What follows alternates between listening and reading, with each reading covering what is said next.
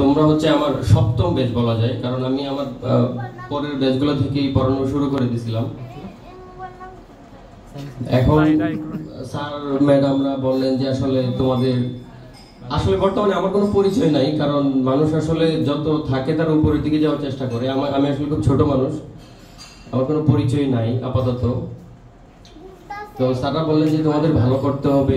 আমি তোমাদের আসলে ডিরেক্ট ওখানে ঢুকে যাই যে আসলে কিভাবে ভালো একটু করা যায়। আমি হচ্ছে তোমাদের খাতাগুলো দেখলাম, তো দেখলাম যে খাতাগুলোর এত মানে বিশ্রী অবস্থা, তুমি লিখো কম, লিখো না। আসলে হাসতেছো, কিন্তু মানে জিনিসটা হচ্ছে বিশ্রী বলতে আমি বোঝাইতে চাইছি যে তুমি লিখছো যতটুকু লিখছো, কিন্তু একটু মানে সাজানো বোঝানো ভাবে লিখো।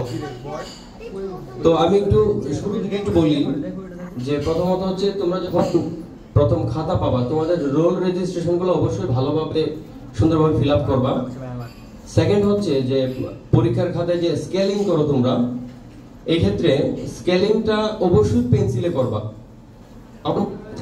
সব স্যাররা তো তোমাদের অন্য বলবে, কিন্তু এই কথাগুলো একটু ইম্পর্টেন্ট আমার তো মনে হয়, এগুলো আমাদের একটু দায় থাকে তোমাদের প্রতি। স্কেলিং করবো অবশ্যই পেন্সিল দিয়ে, চেষ্টা করবো পেন্সিল দিয়ে, কারণ হচ্ছে খাতাগুলো যখন অনেকগুলো একসাথে থাকে চাপা পড়ে যায়, তখন কিন্তু কালারিং পেনে তোমরা যখন রোলিং করো ওগুলো কিন্তু পরবর্তী পেজগুলোতে চলে যায়। এই জন্য অবশ্যই পেন্সিল দিয়ে করা সবচেয়ে বেটার। উপরে এবং বামে আমি অনেকগুলো খাতা দেখছি যেগুলো আসলে কোনো মানে মার্কিং দেওয়া, মার্ক দিবে যে জায়গা নেই, এটা কিন্তু বিশ্রী অবস্থা। একজন স্যার যখন তোমার খাতা দেখবেন তখনই কিন্তু তোমার খাতা দেখে তুমি যে কেমন স্টুডেন্ট সেই ধ্যান ধারণা স্যারের মাথায় চলে আসবে।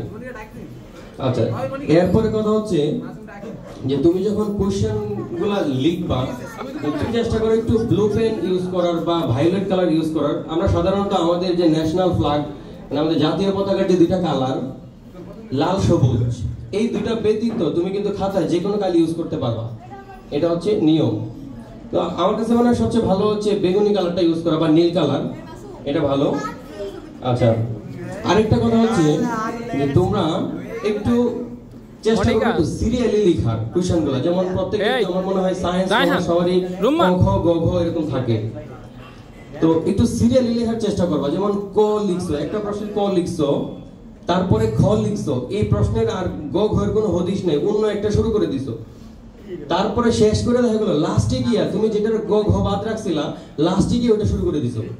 তো তখন কিন্তু স্যার নিজে কনফিউজ হয়ে যাবে আসলে কোত্থেকে কি হয়েছে, তুমি সৃজনশীল 6টার মধ্যে 8টা দিয়ে দিছো। ধরো তোমার ক অথবা খ কোশ্চেনটা মনে নাই, এর কাছ থেকে হেল্প নিলাম, তখন আবার এখানে এসে লিখলা, যদি না লিখতে পারো সমস্যা নাই। আচ্ছা, এখন ধরো অনেক সময় এরকম হয় যে একটা সৃজনশীল শেষ করছো একটা পেজের কম অর্ধেকের মধ্যে অথবা কম অর্ধেকের একটু পরে, তো আরেকটা সৃজনশীল এই পেজে কেন শুরু করতে হবে?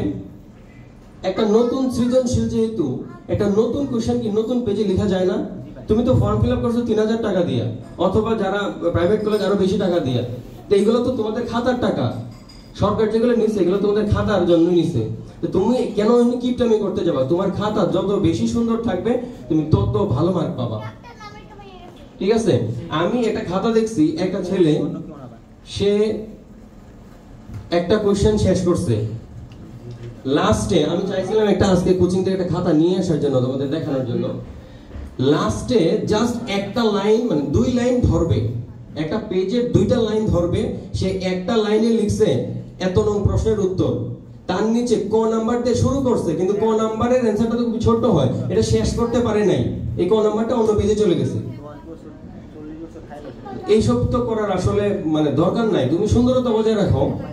এই জন্য বলি একটা নতুন সৃজনশীল একটা নতুন পেজে শুরু করো, এটা সবচেয়ে ভালো। আর একটা হচ্ছে ধরো তুমি একটা পেজ উল্টাইতে গেছো, কিন্তু একসাথে 2টা পেজ চলে আসছে, তুমি লেখাও শুরু করে দিছো, তুমি উত্তেজনা লিখে ফেলছো পরে সৃজনশীল, ওকে, মাঝখানে আইসা হঠাৎ করে দেখলা কি আমি তো এক পেজ উল্টাই থেকে 2 পেজ উল্টাই ফেলছি, মাঝখানে তো ফাঁকা, সমস্যা নাই তো। এটাকে কি এরকম এরকম এরকম স্টার দিয়ে কাটার কোনো মানে আছে?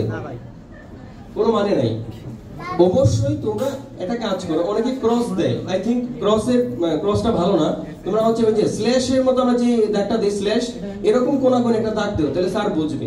কিন্তু যদি তুমি কোনো কিছুই না দাও, আচ্ছা ফাঁকা আছে ফাঁকা থাকুক, তাহলে কিন্তু স্যার বুঝবে কি যে এই যে আগের পেজে তোমার লেখা শেষ হয়েছে, মাঝখানে যে ফাঁকা, স্যার বুঝবে এরপরে তুমি আর কিছু লিখো নাই।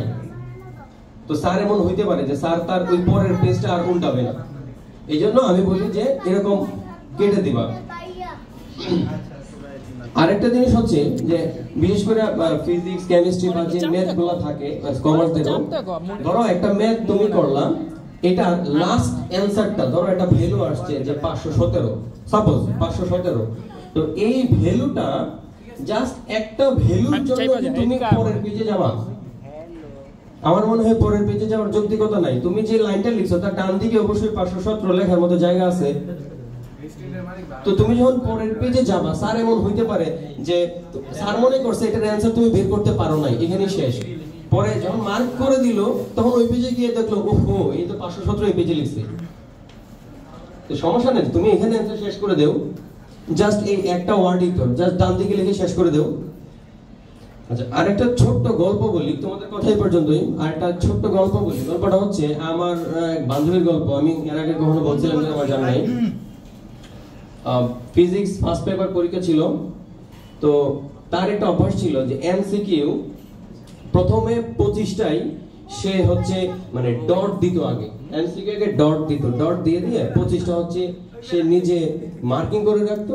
তারপরে 10-15 মিনিট পর্যন্ত সে সলভ করার পরে লাস্টে সে একবারে গোল্লা ভরাট করতো। এখন কাহিনী হয়েছে যে সে মোটামুটি সব পরীক্ষাতেই এমন করে। এখন কাহিনী হইল সে যখন গোল্লা ভরাট করতে গেছে, ধরো 25টায় 10-15 মিনিট সময় শেষ, সে যখন গোল্লা ভরাট করতে গেছে তখন দেখে যে মানে মোটামুটি 5টা-6টার মতো মনে হয় গোল্লা ভরাট করছে। তার পিছন দিকে বান্ধবী প্রচুর গুতাইতেছে, তারে প্রচুর গুতা দিতেছে, আরে এটা কি এটা কি এটা কি। সে মানে আর সহ্য করতে পারে নাই, সে ইনস্ট্যান্ট পিছনে ঘুরে বলতেছে আরে তোমারে বললাম না এটা 3-এর এটা। সে পিছন থেকে ঘুরে যখন সামনের দিকে ঘুরলো সে দেখলো তার ওয়েমার নাই, স্যার নিয়ে গেছে। তারপর সে অনেক কান্নাকাটি করলো, না স্যার কোনোভাবেই তার ওয়েমার দিবে না, দিবে না মানে দিবে না মানে দিবে না মানে ফেল।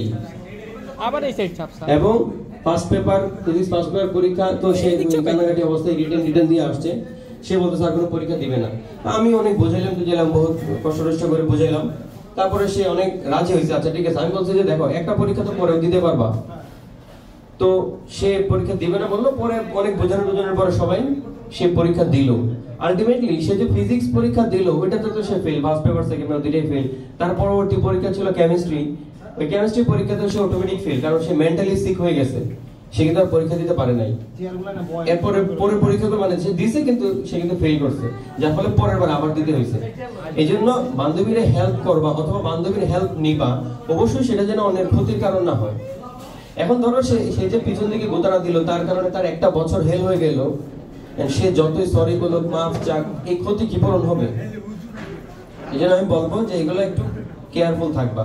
সবশেষে ভালো কথা হচ্ছে আমাদের আসলে মানে পড়াশোনার পাশাপাশি ভালো একজন মানুষ হইতে হবে।